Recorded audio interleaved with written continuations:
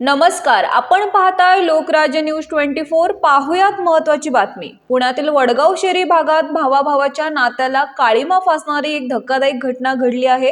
एका मैत्रिणीमुळे झालेल्या वादामुळे दोन लहान भावांनी मिळून आपल्या मोठ्या भावाला लोखंडी रॉड आणि लाकडी दांडक्याने मारहाण करून जखमी केले आहे। या प्रकरणी सुमित सुशील बोरगे वय वर्ष 35 राहणार माळवाडी वडगाव शेरी यांनी चंदननगर पोलीस ठाण्यात तक्रार दिली आहे। पोलिसांनी त्यांचे सख्खे भाऊ अमित सुशील बोरगे वय वर्ष 33 आणि अक्षय सुशील बोरगे वय वर्ष 31 यांच्यावर गुन्हा दाखल केला आहे।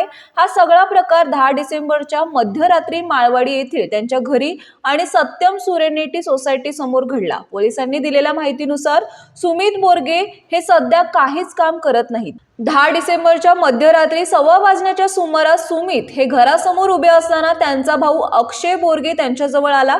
तुझ्यामुळे माझी मैत्रीण तिचं भाड्याचं घर सोडून निघून गेली असं म्हणून त्याने सुमित यांना शिवीगाळ करत हाताने मारहाण करायला सुरुवात केली।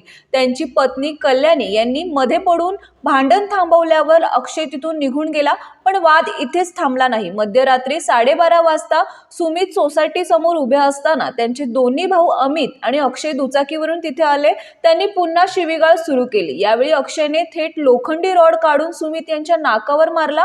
नाकातून रक्त येऊ लागल्याने सुमित खाली बसले। त्यानंतर दोघांनी मिळून लाकडी दांडक्याने त्यांच्या पाठीवर आणि हातावर बेदम मारहाण केली, ज्यात सुमित जखमी झाले। सुमित बोरगे यांनी ससून रुग्णालयात उपचार घेतल्यानंतर पोलिसात तक्रार दाखल केली आहे। चंदननगर पोलीस स्टेशनचे हवालदार अहिवळे हे या प्रकरणाचा पुढील तपास करीत आहेत।